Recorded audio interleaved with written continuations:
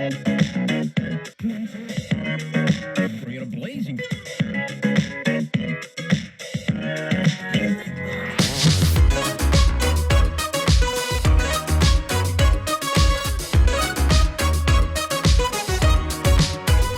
Hey, Connor. How you doing? Thank you for the ride. Absolutely. Welcome to an edition of Discover UC. I'm happy to be here. Fantastic. So, just say welcome home. Yeah, I learned to ride my bike in the parking lot right over there.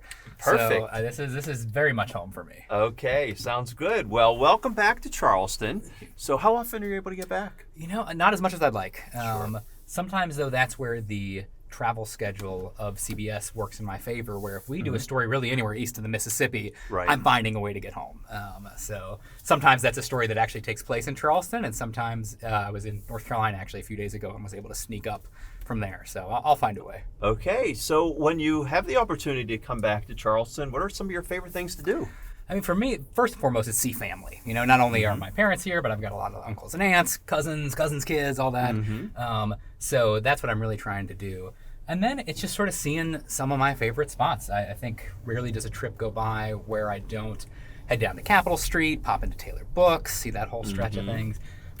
In some ways, instead of seeing my old favorite places, I'm always trying to find someplace new, and I'm impressed with how often that I can barely keep up with all the different stuff that's happening. There's different restaurants, really, especially with restaurants, there's been a big revitalization in maybe the last 10 years or so. So I'm trying to find what's that new place, what's that new bistro.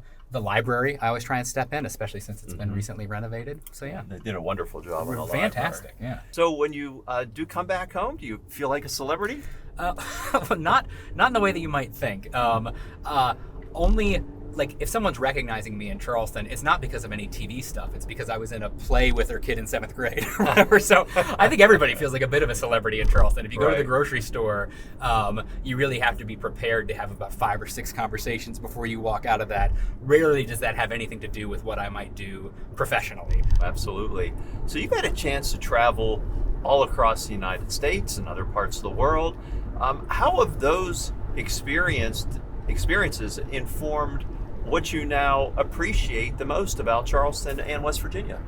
I think the people to start with. I mean, just such wonderful people here, and wherever I travel, this always still feels like home. I think it's also informed my sense of storytelling. So because there's so many wonderful stories in a place like Charleston, and a place that can sometimes get overlooked by the national news media, and I think growing up here, you're especially sensitive to that. In my career, it's made me, and in my other travels, looking for stories in places that might not be the most obvious spots to find a story. And so that's been something I've kept with me. What inspired you to visit all of the United States national parks, and then, not that that wouldn't have been just a great experience in and of itself, but then to write a book about it? Yeah, so it was all in honor of the 100th anniversary of the National Park Service. So back in 2016, it was the centennial. I don't know if there's a show on TV that loves 100th birthdays more than CBS Sunday Morning. So I sort of knew, I was like, oh, maybe that's a story we might do something on.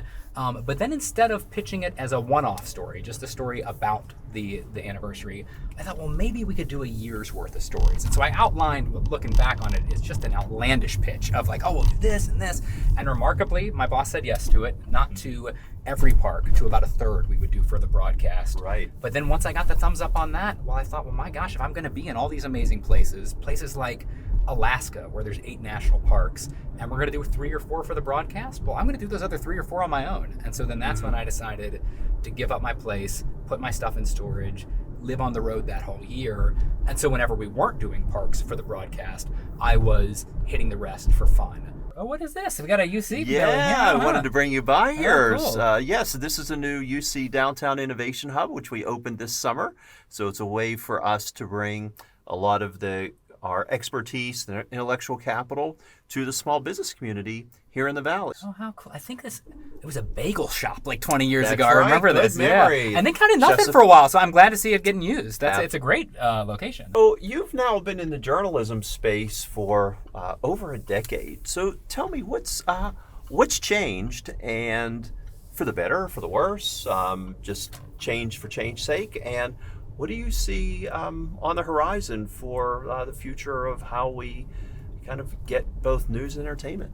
I think for both of those, for news and entertainment, what CBS is very cognizant of, and I think all of our competitors would be as well, is the shift away from linear appointment viewing television, just more traditional television, to streaming platforms. So Paramount Plus is ours, but I just know the way I'm watching all of my content of my movies, it's rarely is it when it airs. Breaking news is one of the few times where people will tune in live for something, but in general, we're thinking about, how can we, especially for a younger audience who is digital first in that way, and they're always looking online, making sure that we're finding that next generation of viewers. I think since on my side of things, there's a lot more ways. I mean, the phone in my pocket can make a piece of television. I've aired things on TV that I've shot with my phone, and certainly if you think about what was on TV 10 or 15 years ago, it's higher quality of that in terms of the visuals, and so it's never been more accessible to make content, and I don't think it has to be on one of 3 major networks that people watch. I mean, you see a lot of stuff now. I mean, we're not just competing with those other broadcast networks. We're competing with YouTube, with people who have streaming followings of their own. So I think a good story is a good story no matter where it is. So I think that part has stayed the same, that the storytelling matters more than anything else. Where people are consuming it, that's changed, but the fundamentals have not. What advice would you give not only future journalists, but aspiring kind of leaders and young people that want to make an impact, such as the students who are now sitting in classes at George Washington High School, where you went to school, or our students here at the University of Charleston? I mean, I think that sense of curiosity serves you well as a journalist for sure, but I think in any aspect of a career, especially if you're trying to make a difference, finding being interested about other people, about finding their story, an alternative viewpoint that you might not have, being open to that when you go in thinking you know all about a thing, and then realizing that actually the most interesting part of that story or job opportunity or whatever is a little bit to the side of what you had originally thought. But I think, that exposing yourself to a variety of different sources, I think, is also helpful to make sure that you're looking for information, whether that's pure storytelling or just whether you're finding whatever you may be into in a variety of different places, because that will only expand it. But I mean, I got to talk to some communication students here. I'm excited about the future. They were asking smart questions, and you have everyone from an aspiring sideline reporter, it sounded like, to someone who wants to be more in production, someone who might want to be an editor. So there's lots of different facets to that, and not being too wedded to what you think the job is going to be, because there's no monster.com for this, I mean, it may sometimes, but most of it's like, you go in one way and then you find your way to this and you find your way to that. So you pitch an idea and the next thing you know, you're on a completely different trajectory. All of a sudden. Well, that's great advice. So we appreciate you sharing time with our students today, and really looking forward to your event this evening, an evening with Conor Knighton, with Amanda Barron here. So Conor, it's great to get to meet you and have you back in town, and I hope you're not a stranger to the University of Charleston. I'm back all the time. Honestly, you're on a different power grid than us, so when our electricity comes out, you still got Wi-Fi, so there you go. You still see me more than you know.